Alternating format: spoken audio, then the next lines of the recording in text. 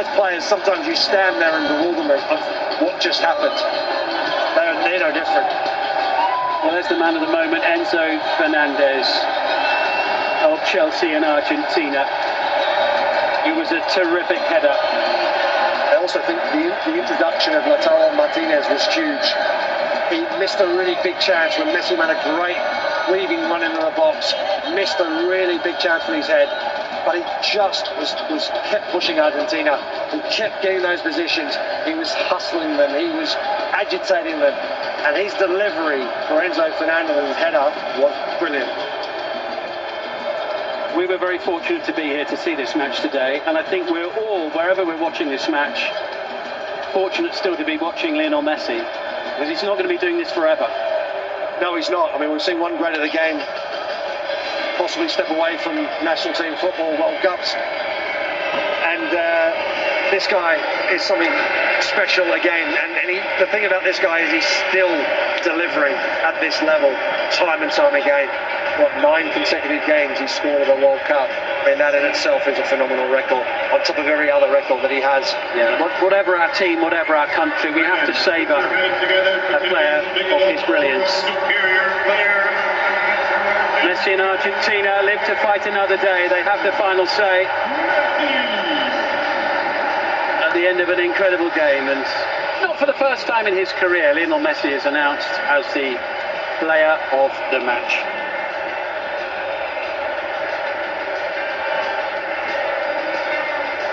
I think the party will go on throughout the rest of the day and long into the night.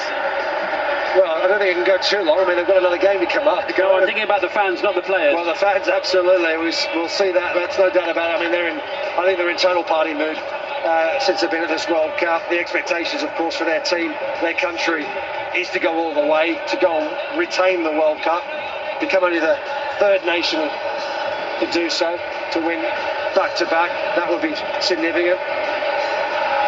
Just look at Messi down there. He still looks absolutely overcome with what he's just been through and what his teammates have just been through to achieve this victory. They had to fight, arguably, like never before. Well, I can't even imagine what the pressure must have been on the shoulders of these players. Whenever they put on a shirt for Argentina, the weight of that shirt, the expectation, and let alone when you're regarded as one of the greatest players of all time, to rival, to match, to be on the same level as another former great, Diego Maradona, to continue that legacy. I mean, it just shows you there, that pressure, that weight, the emotions of feeling like maybe it's going to be out of their hands, maybe they're going to be knocked out, but to be able to turn it around, to live to fight another day in those dramatic circumstances. And there we are.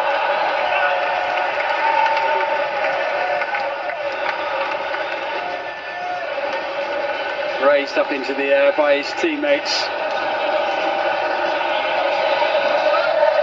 Don't drop him. You certainly do not want to drop that man.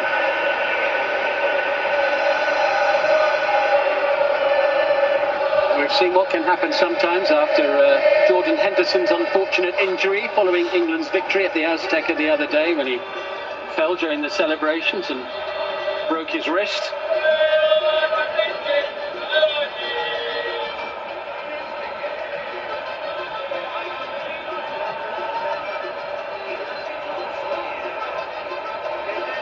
Easiest player in the squad to launch into the air, though.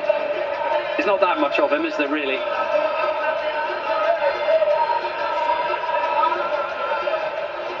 Well, didn't it look for a long time that Argentina were going to be heading out of the World Cup sensationally in the round of 16 after the gallant efforts of Egypt, who really carried a threat and had their moments, scored those 2 goals, had one disallowed on a VAR review.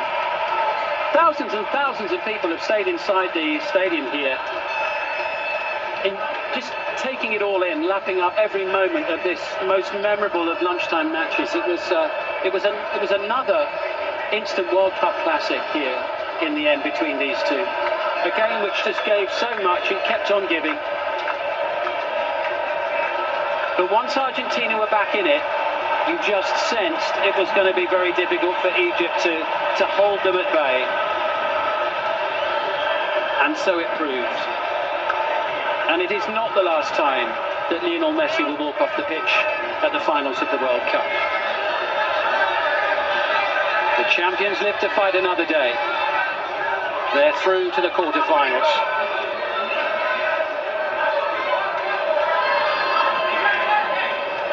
And the tournament's top scorer has another one to his collection. 21 now overall at the finals of the World Cup, and there was the moment of victory.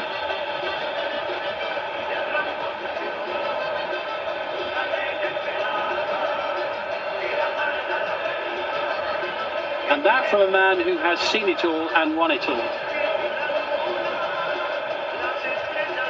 It's that weight of expectation, that pressure, sheer pressure and emotion, relief. Even one of the greatest of all time can show it and feel it. And finally the players have left the field, and the fans who are celebrating, other than the fans of Egypt who have generally made for the exits, the fans of Argentina continue to celebrate, and many of them still in disbelief actually at what's happened. There were plenty of teary-eyed fans from Argentina around us here in the stands. I think we're all in disbelief to think that Egypt could push Argentina as far as they did, to be in such a commanding position with 11 minutes to play, to feel that at the very least they'll be able to pull it to extra time. But it is Argentina and Lionel Messi you're playing against.